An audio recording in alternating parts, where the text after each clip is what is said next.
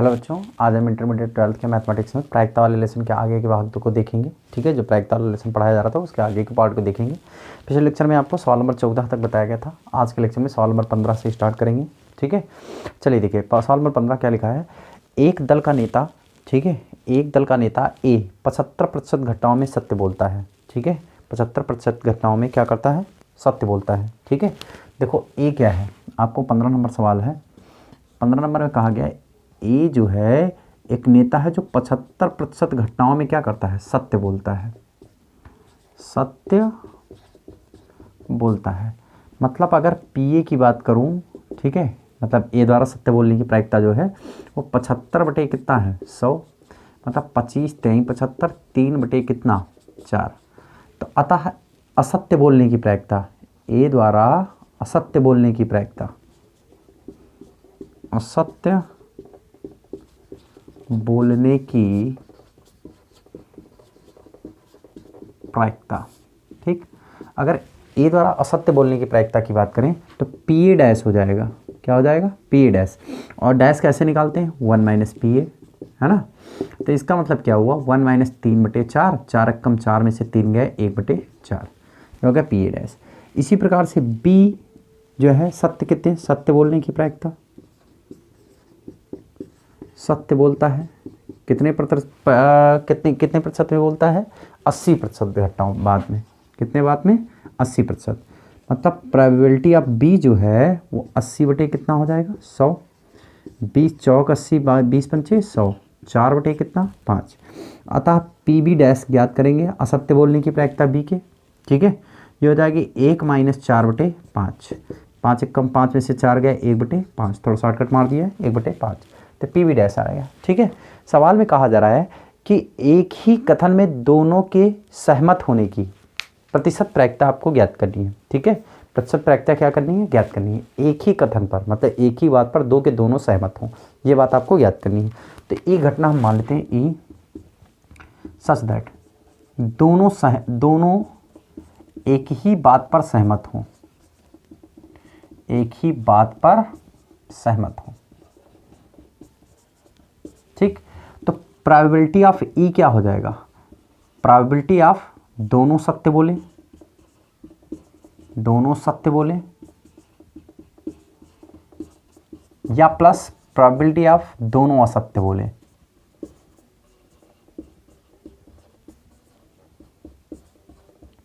समझो बात को। ठीक है, देखो सवाल में पूछा गया है कि दोनों के एक ही बात पर सहमत होने की प्रायिकता, मतलब दोनों एक ही बात कह रहे हो, कह रहे हैं हाँ ये काम, दोनों लोग ये कह रहे हो कि ये दोनों काम सही है, या तो कहें दोनों लोग गलत हैं। तो एक ही बात पर सहमत कब होंगे, या तो दो के दोनों लोग सही बोल रहे हो, ठीक है, या तो दोनों के दोनों लोग गलत बोल रहे हो, तभी सहमत हो सकते हैं दोनों पे। ठीक है, समझो ऐसे एग्जाम्पल के तौर पर, जैसे कोई दो बच्चे हैं, उन्होंने झगड़ा किया। ठीक है, झगड़ा किया और झगड़ा करके एक ही चीज़ को, जैसे एक ग्लास है, ग्लास को तोड़ दिया, कांच का ग्लास है उसको तोड़ दिया। ठीक है, तो जब दोनों बच्चे ये कहें आगे टीचर से कहें कि जो है ग्लास अपने आप गिर गया, ग्लास अपने आप गिर गया। ठीक है, तो ग्लास अपने आप गिर गया दोनों कहेंगे तो सत्य, ये तब दोनों की बात सही है। ठीक है, मानी जाएगी। अरे या ऐसे कह दें कि नहीं इन्होंने ग्लास तोड़ा है, ठीक है, और उन्होंने कहा नहीं मैंने ग्लास तोड़ा है, मतलब या तो दोनों सत्य बोले या तो दो के दोनों असत्य बोले। ठीक है, तो इसी तरीके से एक ही बात पर सहमत होने की प्रायिकता या तो दोनों सत्य बोल दें दोनों लोग, या तो दोनों असत्य बोल दें। तो दोनों के सत्य होने की प्रोबेबिलिटी क्या है, देखो पी ए है, मतलब पी ई जो है वो क्या आ जाएगा, पी ए आ जाएगा, और कितना आ जाएगा, पी बी आ जाएगा, और प्लस या तो पी ए डैश हो जाएगा और ये क्या हो जाएगा, पी बी डैश हो जाएगा। तो यहाँ पर आपका पी ए का मान कितना है, 3 बटे 4 है, और गुणे में पी बी का मान कितना है, पी बी 4 बटे 5 है, और प्लस यहाँ पर 1 बटा 4 है और गुणे 1 बटा 5 है। 4 से 4 कैंसिल, 3 बटे 5 प्लस 1 बटे 20, 20 एलसीएम, 5 चौक 20, 4 3 12, और प्लस 20 एक कम 20, 13 बटे 20। ये प्रोबेबिलिटी आएगी दोनों की एक ही बात पर सहमत होने की प्रायिकता। ठीक है, प्रतिशत प्रायिकता पूछी जा रही है तो 100 से गुणा कर दो, और ये हो जाएगा 20 पंचे 100, 13 25, 65% ऐसी बात होगी जहाँ पर दोनों सत्य होंगे, दोनों एक ही बात पर सहमत होंगे, दोनों या तो किसी काम को सही कहेंगे या तो किसी काम को गलत कहेंगे। ठीक है, तो ये हो गई आपकी सवाल। ये भी बहुत इंपॉर्टेंट सवाल है, एग्जाम में आता है, तो हाईलाइट कर लीजिए जो सवाल एग्जाम में आते हैं, ठीक है, जिस टाइप के सवाल, क्योंकि इन सब सवालों में फिक्स होते हैं, ठीक, तो इनको थोड़ा सा ध्यान से देखिए। ये हो गया आपका, नोट कर लीजिए सभी लोग, स्क्रीनशॉट लीजिए फटाफट। चलिए हटा दें, ये हो गया 15 नंबर। अब इसके बाद आते हैं 16 नंबर पर।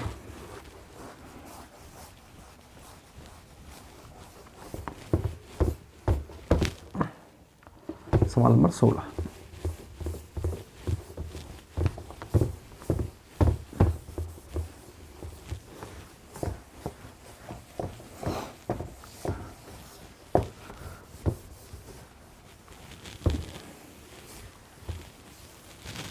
सवाल नंबर 16, चलिए देखते हैं। 16 नंबर सवाल है, किसी फैक्ट्री में निर्मित बल्बों की गुणवत्ता जांचने के लिए यादृच्छा, ठीक है, बिना प्रतिस्थापन, मतलब प्रतिस्थापन नहीं, निकाला जाता तो उसको बाहर रख दिया जाता है, दोबारा डिब्बे में नहीं रखा जाता है, ठीक है।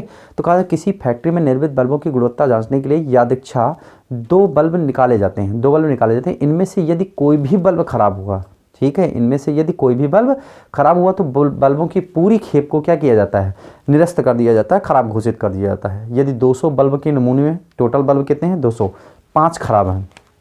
देखो कुल बल्ब कितने हैं, कुल बल्ब हैं 5, नहीं 200, खराब बल्ब कितने हैं, 5 हैं, और अच्छे बल्ब कितने हैं, अच्छे बल्ब हो गए 200 में से 5 निकल गया, कितना बचा, 195, ठीक। अब 2 बल्बों का चयन करना है, ठीक है। तो मैं मान लेता हूँ, ठीक है, कि एक इवेंट ई है, ठीक है, और ई है खेप को खराब पूछा जा रहा है, खेप तो प्रायिकता ज्ञात कीजिए कि नमूना खराब घोषित होगा, ठीक है। तो ई घटना मैंने मान ली कि नमूना खराब घोषित हो, नमूना खराब घोषित हो, मान लिया मैंने।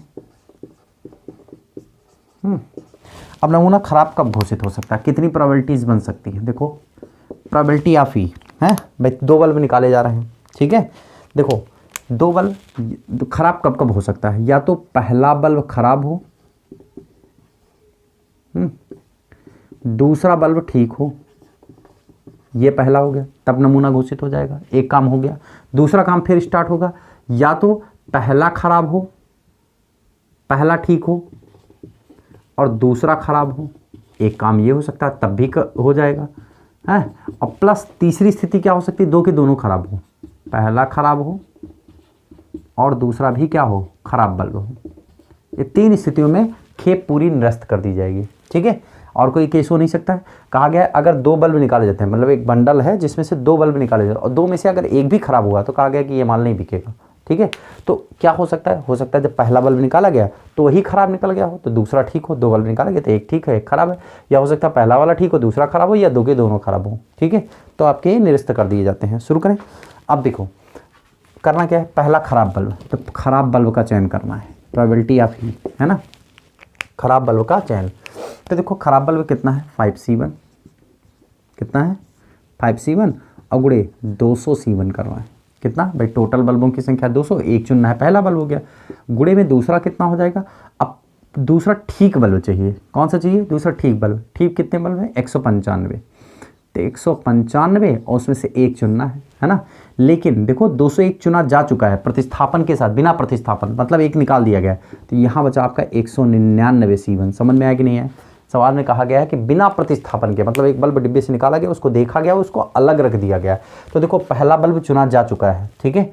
देखो 5C1 पहला खराब बल्ब चुना जा चुका है, तो 5 में से एक चुन लिया और 200 में से एक चुन लिया, भाई टोटल बल्बों की संख्या 200 थी, तो एक काम हो चुका है। तो मतलब यहाँ से एक बल्ब निकल चुका है 200 में से, बचा कितना 199, मतलब जो जब अब अगला ठीक बल्ब चुना जाएगा तो 195 में से चुना जाएगा और कुल बल्बों की संख्या 199 बचा, तो 199 में से C1, तो 195 C1 बट 199 C1 ऐसे। अब देखो फिर से पहला ठीक हो, तो पहला ठीक तो 195 है, मतलब ठीक वाले बल्ब 195 ना, तो 195 और C1 एक चुन लिया, पहला वाला बल्ब भाई 195 में से एक चुन लिया।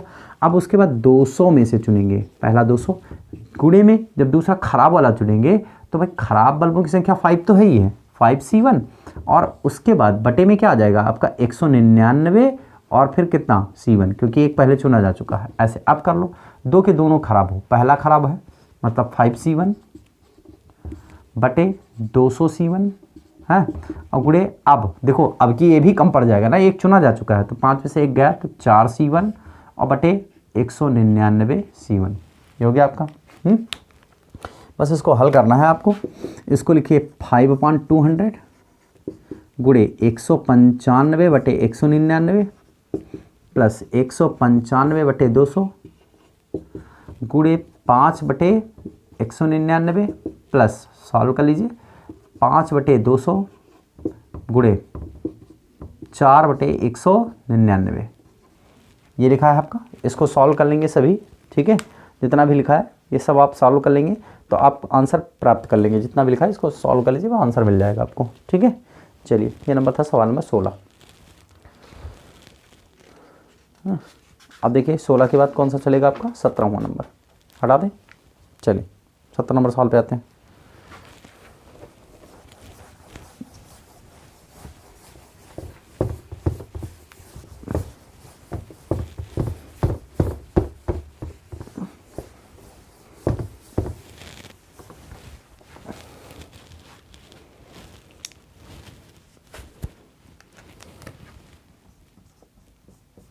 सवाल नंबर 17, ठीक है। 17 नंबर सवाल में कहा है यदि पासे के एक जोड़ा उछाला गया है, पासे को का एक जोड़ा जो है उछाला गया, मतलब 2 पासे एक फेंके गए, तो प्रायिकता पासे पर सम अभाज्य संख्या प्राप्त होने की प्रायिकता कीजिए, ठीक है।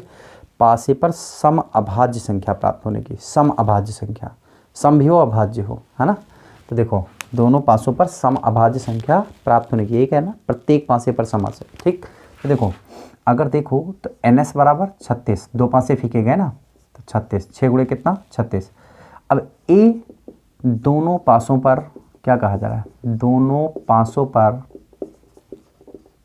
सम अभाज्य संख्या, सम अभाज्य संख्या। तो देखो दोनों पासों पर सम अभाज्य संख्या आने की केवल एक ही कंडीशन है, 2 और 2, ये एक सम अभाज्य संख्या है पूरे उसमें, ठीक है भाई। 2 ही एक ऐसी संख्या है जो सम भी है और कैसी है अभाज्य भी है, इकलौती ऐसी संख्या, बाकी कोई सम संख्या ऐसी नहीं है जो अभाज्य हो, ठीक है। तो 2 एक ऐसी सम अभाज्य संख्या है, ठीक है। तो 2 पासे फेंकेंगे तो 2 2 मतलब प्रत्येक पर 2 और 2 आएगा तो यही समअभाज्य संख्या होगी आपकी, ठीक। तो ज़रा प्रोबेबिलिटी ऑफ ए कितना आ जाएगा आपका भाई, 1 बटे कितना 36, ये तो बनेगा ना। प्रोबेबिलिटी ऑफ कितना 1 और 36, एक ही इवेंट बनेगी, ठीक। तो एन बटे कितना हो गया NS, ये हो गया, नोट कर लीजिए। आगे 18 नंबर सवाल नंबर 18 देखिए।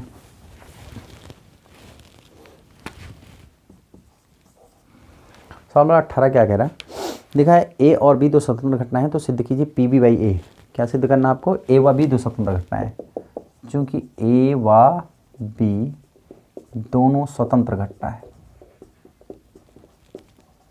कहा गया है, तो मतलब PA इंटरसेक्शन B जो है वो बराबर किसके है, PA और किसके है PB के, ये दिया गया है। तो प्रूफ क्या करना है आपको, PB बाई A है ना, PB बाई A ये प्रूफ करना है आपको। देखो PB बाई A बराबर क्या हो जाएगा, PB इंटरसेक्शन A और बटे PA, है ना। तो देखो चाहे A इंटरसेक्शन भी लो चाहे B इंटरसेक्शन लिखो वही मतलब है, ठीक है। तो पहला पार्ट तो ये प्रूव करना है आपको, ये हो जाएगा आपका कितना PB इंटरसेक्शन और कितना PA स्वतंत्र के इससे लिया गया है आपको, ठीक है। देखो PA इंटरसेक्शन B बराबर A, तो चाहे इसको ये लिखो और चाहे ये लिखो, दोनों एक ही बात है। ये हो गया, और बटे में कितना PA, ये कैंसिल, PA से PA मतलब PB बाई A बराबर PB। एक पार्ट ये प्रूव हो गया, एक पार्ट, ठीक। इसका जो सेकंड पार्ट प्रूव करना है वो क्या है उस पर भी ध्यान देते हैं। इसका सेकंड पार्ट है PB by A dash, PB by A dash, ठीक। अगर देखें तो हम इसको ऐसे लिख सकते हैं PB इंटरसेक्शन कितना A डैश बटे में PA डैश। अगर देखो ये वाली घटना अगर आपकी जो है स्वतंत्र है तो ये भी घटना आपकी क्या होगी स्वतंत्र ही होगी, तो इसको आप लिख सकते हैं PB इंटू PA डैश बटे PA डैश, दोनों कैंसिल, बचा कितना PB। ये दूसरा पार्ट प्रूव हो गया, दोनों पार्ट प्रूव करने थे, दोनों प्रूव हो गए, नोट कर लीजिए सभी लोग। ठीक है, 2 के दोनों आपके प्रूव हो गए हैं। ठीक है, चलिए ये सवाल नंबर था आपका 18। ठीक, ये सवाल नंबर था 18। आगे देखिए, अब लिखा है 19 नंबर, इसके शॉर्ट हो गया। 19 नंबर लीजिए, सवाल नंबर 19। ठीक, 19 नंबर क्या कह रहा है, यदि ए के किसी मतलब यदि ए के जिसकी आयु 40 वर्ष की है, एक व्यक्ति ए है जिसकी आयु कितनी है 40 वर्ष है। ठीक है, 60 वर्ष तक जीवित रहने का प्रतिकूल संयोगानुपात, एक चीज़ याद रखिए, एक सूत्र लिखेंगे, नोट करेंगे। ठीक है, देखो किसी घटना ई के अनुकूल संयोगानुपात दिए होने पर, अनुकूल संयोगानुपात m अनुपात n हो तो घटना के घटित होने की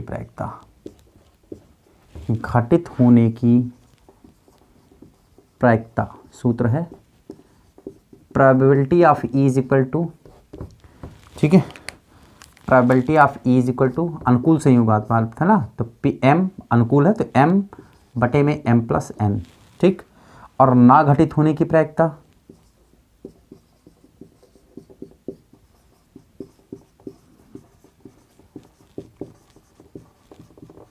ठीक, ये हो जाएगा पी ई डैश, अगर निकालें तो n अपान m प्लस n हो जाएगा। ठीक, अगर ये पहला सूत्र हो गया। दूसरा सूत्र देखो, यदि घटना E के घटित होने की प्रतिकूल संयोगानुपात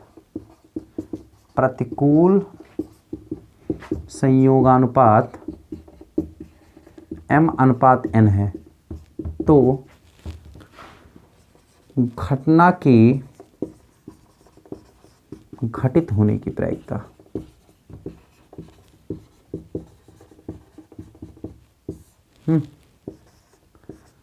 PE है ना, क्या लिखेंगे आप, PE बराबर क्या हो जाएगा आपका, देखो संयोगानुपात अगर PE की बात करूं तो ये कितना हो जाएगा आपका, देखो प्रतिकूल है ना, तो आपकी ये वाला प्रोबेबिलिटी n अपान m प्लस n हो जाएगा। ध्यान दो, दोनों पे कंपैरिजन करके देखो, जब अनुकूल संयोगानुपात था तो पहला वाला m बटे m प्लस n लिखा गया था, तब यहाँ पे घटना घटित होने की m अपान m और ना घटित होने की सेकंड वाला n अपान m प्लस n। लेकिन जब प्रतिकूल दिया गया हो तो पीछे वाला पहले n, अब जो घटित होने की प्रायिकता होगी n अपान m प्लस n होगी, और ना घटित होने की प्रायिकता जो PE डैश होगी वो हो जाएगी m अपान m प्लस n।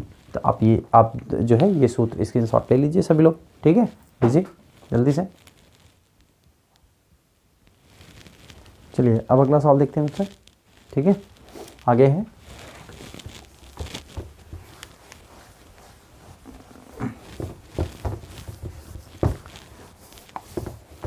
अगला क्वेश्चन है, देखेंगे सभी लोग।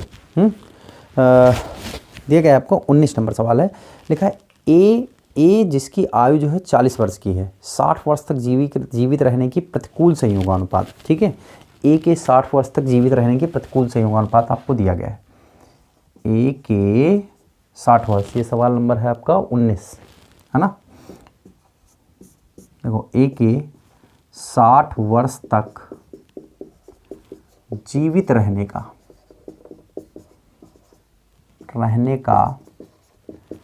प्रतिकूल संयोगानुपात दिया गया है।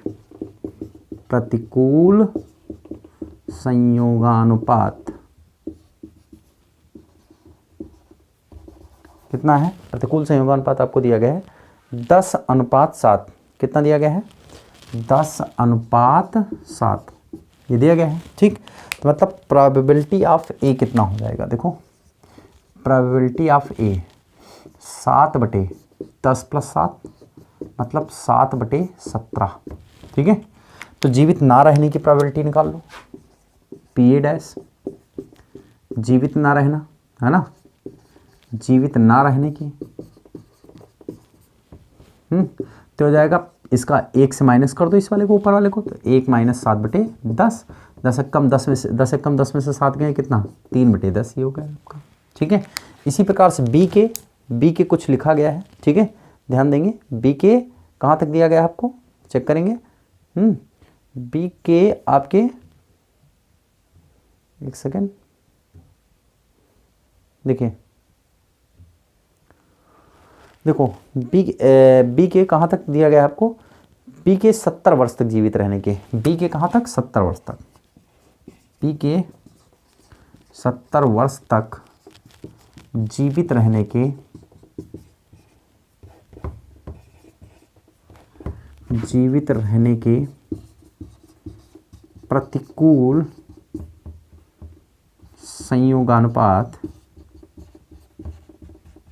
प्रतिकूल संयोगानुपात कितना है, देखो आपको दिया गया है प्रतिकूल संयोगानुपात है आपके पास 10:7 और कितना 10:7, 3:2 है, कितना है आपके पास 3:2। तो इसका मतलब ये हो जाएगा पी बी बराबर 2/3 + 2, मतलब 2 कितना 5। तो पी बी डैश कितना आ जाएगा, मतलब बी के जीवित ना रहने की, बी के जीवित ना रहने की घटना कितना हो जाएगा, देखो ये हो जाएगा 1 - 2/5, तो 5 × 5 से 2 गए 3/5, ये हो गया आपने, इतनी कहानी लिख ली आपने। ठीक, जब इतनी बात निकल आई तो करना क्या है, अब क्वेश्चन में ये कहा जा रहा है कि 20 वर्ष तक जीवित रहने की प्रायिकता ज्ञात कीजिए, कम से कम दोनों में से किसी एक की कम से कम। ठीक, तो ई घटना हम मान लेते हैं, कम से कम एक व्यक्ति की 20 वर्ष तक जीवित रहने की घटना, जीवित रहने की घटना, मतलब प्रोबेबिलिटी ऑफ ई जो निकलेगी, देखो प्रोबेबिलिटी ऑफ की ई क्या हो सकती है, देखो या तो ए जीवित रहे प्रोबेबिलिटी ऑफ ए, और या तो बी मर जाए, है ना, तो पी बी डैश कर लो, या दोनों में से कम एक जरूर जीवित रहे ना, एक कम से कम रहे, दोनों जीवित हो सकते हैं, सही है। ठीक, और या तो ए की मृत्यु हो जाए और बी वाला जीवित रहे, ठीक, या तो दो के दोनों जीवित रहे, ऐसी पॉसिबिलिटीज बन सकती है, बन सकती कि नहीं बन सकती। ठीक भाई, देखो कम से कम एक व्यक्ति जरूर जीवित रहे, दोनों जीवित हो सकते हैं, अच्छी बात है, अगर दोनों जीवित रहते हैं तो अच्छी बात है, लेकिन कम से कम एक जरूर है, तो ए जीवित है तो बी नहीं है, ए नहीं है तो बी जीवित है, या दोनों जीवित है, सबके मान रख लो तो आंसर मिल जाएगा आपको। है तो देखिए मान रखिए, मान रखेंगे तो पी ए का मान है आपके पास 7/17, पूरे पी बी डैश का मान कितना है 3/5, प्लस पी ए डैश का मान कितना है 3/10, पी बी का मान कितना है 2/5, प्लस पी ए का मान कितना है 7/17, और गुड़े आपने पी बी का मान कितना लिखा 2/5। सॉल्व कर लीजिए आंसर, ठीक है, इसको आप सॉल्व कर लेंगे, बस इसका आंसर निकल आएगा। क्लियर, ठीक है, चलिए नोट कर लीजिए सभी लोग, स्क्रीनशॉट लीजिए, स्क्रीनशॉट ले लीजिए। ये था आपका सवाल नंबर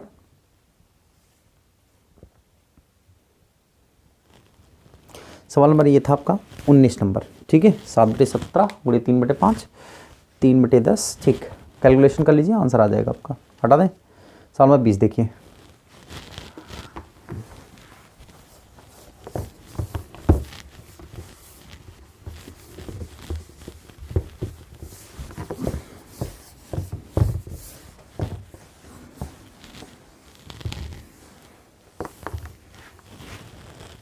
सवाल नंबर 20। तो 20 नंबर क्वेश्चन में कहा जा रहा है दो घटनाएं ए और बी, ठीक है, दो घटनाएं ए और बी की प्रायिकताएं क्रमशः 0.25 और 0.50 है। ठीक है, देखो प्रोबेबिलिटी ऑफ ए दिया गया है 0.25 और प्रोबेबिलिटी ऑफ बी दिया गया है 0.50, 0.50 ये दिया गया है आपको। ठीक, अब इसके बाद देखो अगर दोनों प्रोबेबिलिटीज़ दी गई हैं तो सवाल में कहा जा रहा है, सवाल नंबर आपका कौन सा है, हाँ 20 नंबर है। अब सवाल में कहा जा रहा था ए तथा बी दोनों एक साथ घटित होने की प्रायिकता दी गई है 0.14, दोनों के एक साथ घटित, मतलब पी ए इंटरसेक्शन बी दोनों की एक साथ घटित होने की प्रायिकता 0. क्या है 1 4 है। ठीक है, तो प्रायिकता ज्ञात कीजिए कि ना ए घटित हो और ना ही बी घटित हो। मतलब प्रोबेबिलिटी चाहिए आप ए डैश और कितनी चाहिए बी डैश, ए डैश और इंटरसेक्शन कितना बी डैश, ये आपको फाइंड करना है। आपको पता लग गया होगा कि क्या करना है। सबसे पहले एक फार्मूला चाहिए आपको, ये निकालना है। पी ए यूनियन बी आपको चाहिए, तो इसके लिए आपको पी ए और प्लस पी बी और माइनस का पी ए इंटरसेक्शन बी आपको निकालना है। सारी वैल्यू रख लेंगे, 0.25 प्लस कितना 0.25 और यहाँ पर 0.50 माइनस का 0.14, कैलकुलेशन कर लीजिए, ये निकल आएगा। इसके बाद आप फार्मूला ये लगा लेंगे, पी ए डैश इंटरसेक्शन है ना, तो इंटरसेक्शन बी डैश आपको चाहिए, तो सिंपल से आप इसको ऐसे लिख सकते हैं, पी ए यूनियन बी का होल डैश, मतलब ये अब मालूम है, ये 1 माइनस क्या हो जाएगा पी ए यूनियन बी। यहाँ से वैल्यू जो आएगी इसमें रख दीजिएगा, आंसर आ जाएगा। ठीक है, ये सवाल नंबर 20 था। क्लियर है, ये सवाल नंबर आपका 20 था। ठीक, चलिए देखिए आगे।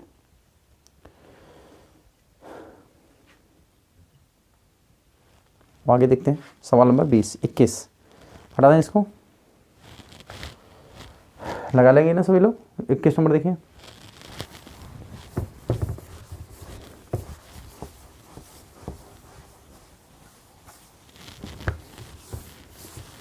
सवाल नंबर 21 नंबर है। एक छात्रावास में 60% विद्यार्थी हिंदी, है ना, 60% विद्यार्थी हिंदी और 40% अंग्रेजी और 20% दोनों अखबार पढ़ते हैं। ठीक है, तो 60% विद्यार्थी हिंदी, मतलब पी प्रोबेबिलिटी ऑफ हिंदी कि 60% मतलब 60/100, 60/100 कैंसिल, 2 3 6 2 5 10, 3/5। प्रोबेबिलिटी ऑफ इंग्लिश का अखबार पढ़ने वाले लोग कितने हैं, देखिए प्रोबेबिलिटी ऑफ, जब इंग्लिश पढ़ेंगे तो इंग्लिश वाले कितने हैं 0.50, इंग्लिश वाले अखबार पढ़ने वाले कितने हैं नहीं, इंग्लिश वाले हैं 40%, 40% दोनों वो पढ़ते हैं। ठीक, तो 40 कितना 100, ये कैंसिल, 2 दूनी 4 2 5 10, 2/5। अब देखो कुछ लोग ऐसे हैं जो एच इंटरसेक्शन ई दोनों पढ़ते हैं, ये लोग हैं 20%, ये कितने हैं 20%, मतलब 20/100, 20 से कम 20 5 100, 1/5 ये निकल आया। ठीक, क्वेश्चन में कह क्या रहा है, पहला वह ना तो हिंदी पढ़ता हो ना ही अंग्रेजी का अखबार पढ़ता हो। ठीक है, पहला क्या है, वह ना तो हिंदी पढ़े और ना ही क्या पढ़े अंग्रेजी का अखबार पढ़े, पहली कंडीशन ये है। ठीक है, देखो पहला मतलब आपको चाहिए क्या, पी एच डैश चाहिए और इंटरसेक्शन क्या चाहिए ई डैश, ना तो हिंदी पढ़े और ना ही अंग्रेजी पढ़े। ठीक, इसके लिए आपको सबसे पहले एक फार्मूला लगा के उसको फाइंड करना पड़ेगा, एच यूनियन ई निकाल लो, तो ये हो जाएगा P H plus P E minus का P H intersection E. P H की वैल्यू है आपके पास 3/5 प्लस पी ई का मान कितना है 2/5 माइनस पी एच इंटरसेक्शन ई का मान कितना है 1/5। 3 2 5 में से 1 गया 4/5, ये निकल आया आपका 3 2 5 में से 1 गया 4/5, ये प्रोबेबिलिटी निकल आई। अब यहाँ पर आप जानते हैं क्या कर सकते हैं, आप इसको लिख सकते हैं पी एच यूनियन ई का whole dash 1 minus P H union कितना ई, एच यूनियन ई। ठीक है, अब 1 minus P H union E, H union E का मान कितना है आपके पास 4/5, 5 1 कम 5 में से 4 गए 1/5, ये हो गया आपका। सेकंड नंबर देखो, पहला पार्ट हो गया, इसका सेकंड पार्ट क्या कह रहा है, सेकंड पार्ट कह रहा है कि देख लें, सेकंड पार्ट आपका कह रहा है कि वह हिंदी का अखबार पढ़ता है, हिंदी का अखबार पढ़ता है, तो उसके अंग्रेजी अखबार पढ़ने वाले की प्रायिकता ज्ञात करो। हिंदी का अखबार पढ़ता है ये पता है, ठीक है, हिंदी का अखबार पढ़ता है, ठीक है, तो पी एच पढ़ता है पहले से पता है ना, और पढ़ना ज्ञात किसका करना है इंग्लिश का, तो पी ई बाई एच ज्ञात करना है। ठीक है, ये सवाल में ये कॉन्सेप्ट बता चुका हूँ। देखो एच का पढ़ता है ये ज्ञात है, जो ज्ञात है वो नीचे जिसका ज्ञात करना है, इंग्लिश वाले कितने हैं जो वो ज्ञात करना है, मतलब कितने, ये जब पता है कि इतने लोग जो है एच लोग जो है वो हिंदी का पढ़ते हैं तो इंग्लिश कितना पढ़ते हैं, तो P H E intersection H हो जाएगा, है ना, बटे में पी एच हो जाएगा, क्या हो जाएगा पी एच, तो ई इंटरसेक्शन एच कहाँ है, ये 1/5 और पी एच कितना है 3/5, 5 से 5 कैंसिल, 1/3 आ गया। ये सेकंड नंबर हो गया आपका। सेकंड में क्या आ गया? 1/3। वह अंग्रेजी का अखबार पढ़ते हैं। थर्ड नंबर में क्या कहा जा रहा है? वह अंग्रेजी का अखबार पढ़ते हैं, ये पहले से पता है, तो हिंदी की प्रोबेबिलिटी याद करो। तो सिंपल से फिर से PH इंटरसेक्शन E और बटे में अब की आ जाएगा PE। वैल्यू यहाँ रख लेंगे, ठीक है। वैल्यू रखेंगे तो क्या आएगी? PH इंटरसेक्शन E का तो आपका वही 1/5 है और प्रोबेबिलिटी ऑफ E है 2/5, कैंसिल 1/2। ये हो गया आपका सवाल नंबर कौन सा था? ये 20 नंबर था, नहीं 21 था। ये क्वेश्चन नंबर 21 था। स्क्रीनशॉट लीजिए, ठीक। 22 नंबर सवाल शुरू करें। सवाल नंबर 22।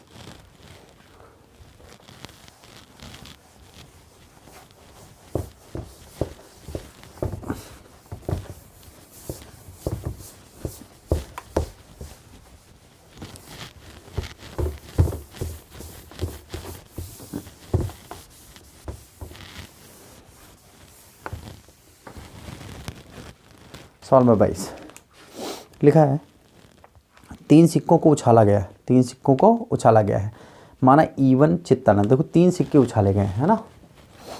तो 22 नंबर है। पहले प्रदर्शन में लिखो तीनों सिक्के के आने की, ठीक है। देखो आप लिख सकते हैं 3 सिक्के हैं ना, तो head head head head tail head tail head head, है ना। फिर tail tail head THT HTT है, और उसके बाद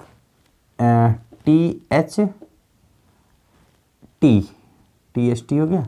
और फिर देखो 1 2 3 4 5 6 एक और होगा। देखो HHT HTT THH TTH THT और TTH एक छूट रहा है कोई इसे बीच में। HHH हो गया, HTH हो गया, THH हो गया, और फिर TTH हो गया, THT हो गया, STT हो गया। एक छूट रहा है कोई बीच में। 1 2 3 4 5 6 7 8 बनने चाहिए टोटल। देखो THH हो गया, HHT हो गया, HHT हो गया, रुक जाओ, हाँ HHT छूट रहा है, सही है। ये H और क्या छूट रहा है? T। अब लास्ट में TT हो जाएगा, HHT कहीं नहीं है, हाँ सही है, ठीक है। ये बन गया आपका 8 हो। अब पहली घटना क्या है? देखो इवन घटना है 3 चित्त या 3 पट प्रकट होना। इवन घटना क्या है? इवन घटना 3 चित्त, 3 हेड या 3 टेल। तो देखो E1 इज इक्वल टू क्या आ जाएगा? E1 such that E1 is equal to क्या क्या आ जाएगा? देखो 3 हेड, या तो हेड HH है या तो टेल है। मतलब प्रोबेबिलिटी ऑफ E1 कितनी निकलेगी? P1 2 और टोटल 8, 2 बटे कितना? 8, मतलब 1/4। समझ में आया कि नहीं है? अब E2 घटना किस चीज़ की है उस पर ध्यान देते हैं। E2 घटना है आपके पास, इसके बाद देखो फिर जो अगली घटना है सेकंड नंबर है E2 में कह रहा है E2 घटना है न्यूनतम 2 चित्त प्रकट होना, ठीक है। और हाँ न्यूनतम 2 चित्त प्रकट होना, न्यूनतम 2 हेड आना, मतलब कम से कम 2 हेड जरूर हो, तीसरा भी हो सकता है। मतलब E2 बराबर कम से कम 2 हेड, तीसरा भी हो सकता है, तो HH हो गया। कम से कम 2 हेड तो HTH है, THH है ना, 2 हेड जरूर हो, ठीक है। और HHT है, तो 1 2 3 4 है, तो प्रोबेबिलिटी ऑफ E2 जो है वो 4/8 हो जाएगा। मतलब 1 कितना हो जाएगा? 2। P2 निकल आया। तीसरी घटना कौन सी? E3 वाली। E3 वाली है अधिकतम 2 पट प्रकट होना। अधिकतम कितने? 2 पट प्रकट होना, ठीक।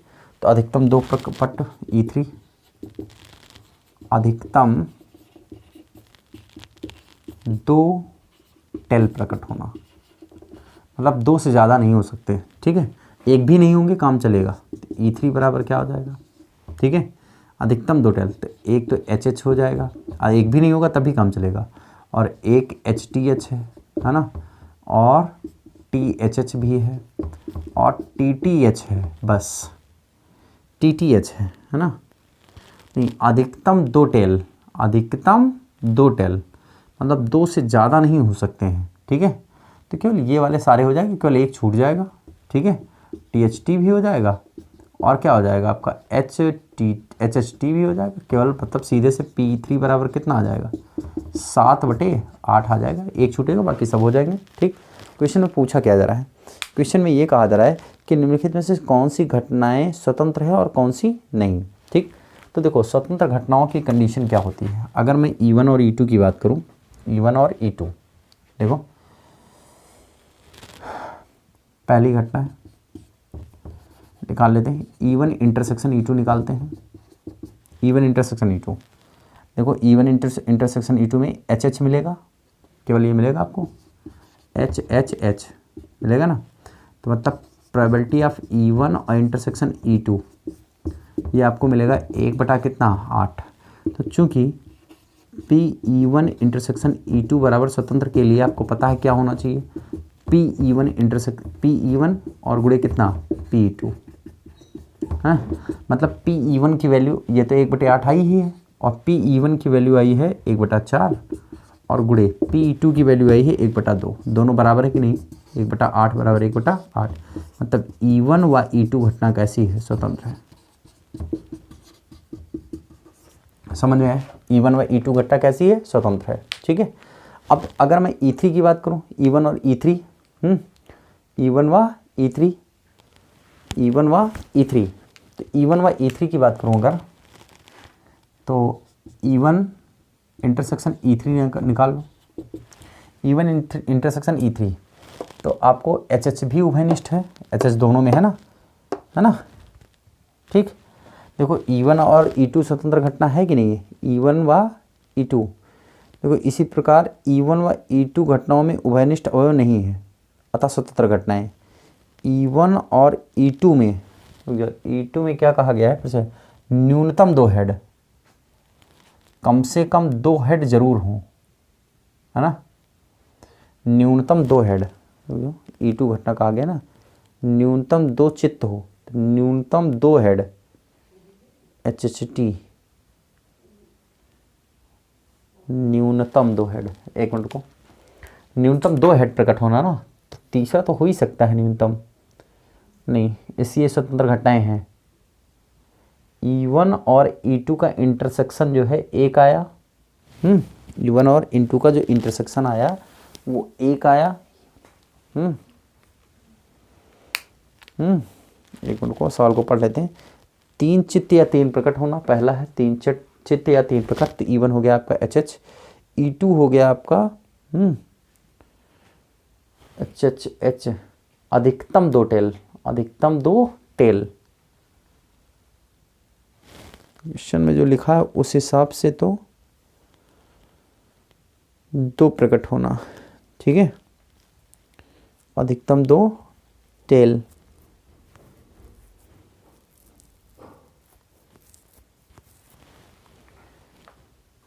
जो क्वेश्चन दिया गया है उस हिसाब से ऐसा ही लगा हुआ है, ठीक है। E1 और E2 स्वतंत्र घटना है। अब E3 की बात करो, E1 और इंटरसेक्शन E3 की बात करो, E1 और intersection E3, E1 intersection E3, तो E1 और E3 में अगर इंटरसेक्शन निकालेंगे तो ये वाला है, और TT है नहीं, इसमें भी इंटरसेक्शन यही होगा आपका, HHH, मतलब PE1 इंटरसेक्शन E3 अगर निकाल लो, ठीक है, तो हो जाएगा कितना, 1/1 आपका 8 हो जाएगा। अब देखो PE1 इंटरसेक्शन E3 बराबर PE1 और इंटू कितना PE3, अगर इक्वल आ जाता है तो इसका मतलब स्वतंत्र है, 1/8 और बराबर E1 का, PE1 का मान कितना है 1/4, और E3 का मान कितना है 7/8, कहीं बराबर नहीं है ना, डज नॉट इक्वल टू, अतः है स्वतंत्र घटना नहीं है, ठीक। जो क्वेश्चन दिया गया उस हिसाब से एकदम सही लगा आंसर, ठीक है, नोट कर लीजिए। चलिए तो बच्चों इस तरीके से ये लेसन यहीं पे ख़त्म होता है। ठीक है, अब नेक्स्ट लेसन जो बेस प्रमेय है वो अगले लेक्चर में पढ़ाई जाएगी।